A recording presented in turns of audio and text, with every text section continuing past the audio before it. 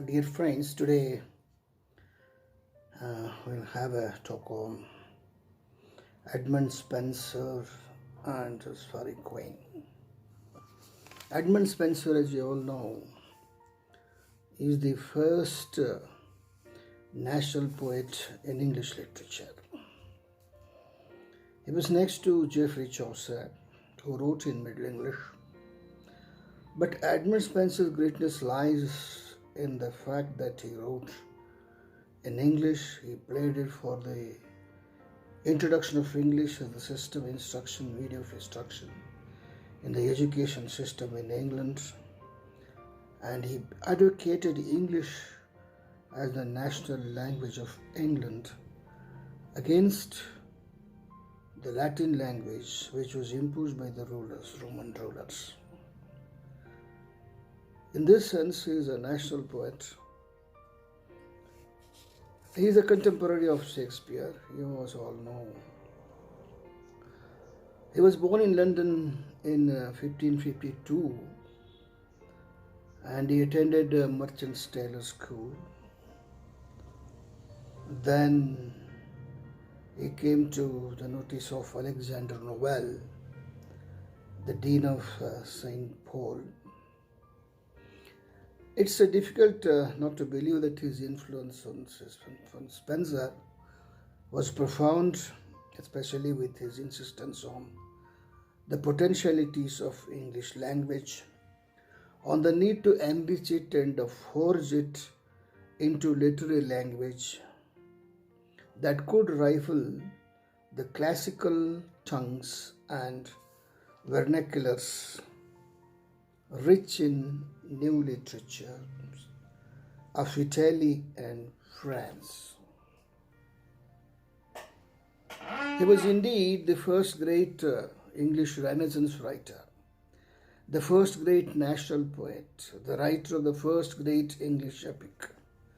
Faerie, the Faerie Queene, however indebted it was to the classics and to the Italian romantic epics.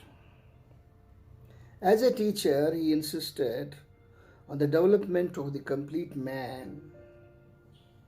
Spenser's aim in the Faerie Queene, proclaimed in its prefatory letter, was to fashion a gentleman or a noble person in virtuous and gentle discipline.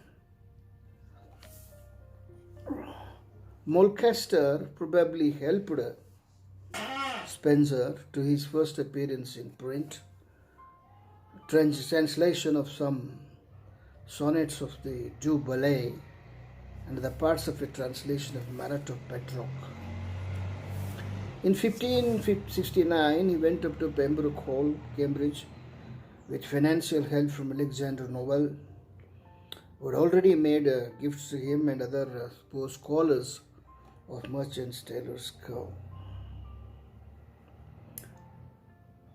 He had to take refuge abroad during the religious prosecution of Mary's reign, and there he had met Edmund Grindal, the former master of Pembroke Hall, and later the Bishop of London when Noel was the Dean of St.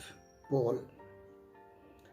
Another was John Young, master of the College of Spenser's time, who later became Bishop of Rochester, and he employed Spenser as his secretary. He later migrated to Ireland, and in the Ireland only he wrote much of his epic, The Faerie Queene.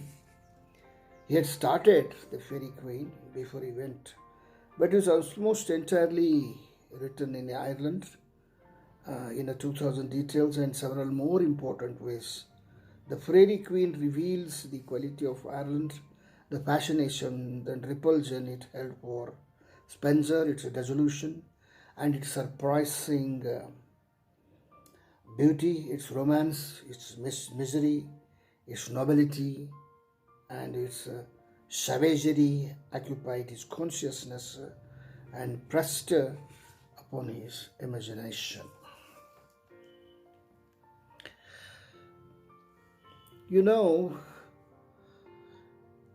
In 1582, he was the Queen of finally persuaded that Lord Deputy's policies were too severe and the grave was recalled.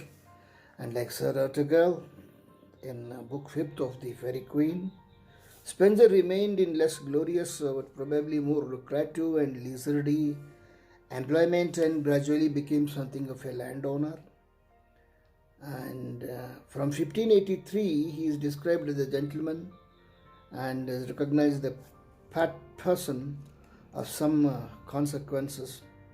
Ireland, or Dublin rather, he found to be not without its cultivated life. Regarding the most dominant theme of the Faerie Queene is one must say that it is the virtue. The Faerie Queene is above all the Christian work.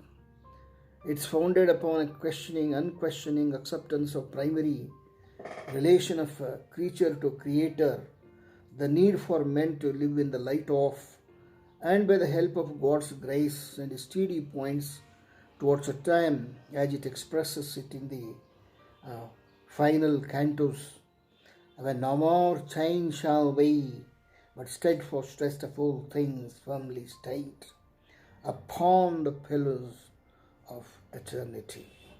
Of course, the Christian emphasis varies from book to book. Book first is the most openly Christian and doctrinal, dealing as it does with a man's relations with God, illustrated in a sort of pilgrim's progress through the world of error, doubt, sin, temptation, pride, despair, and culminating in the clear allegory of the Red Cross Knight's fight and his fight with the victory over the dragon representing Saturn.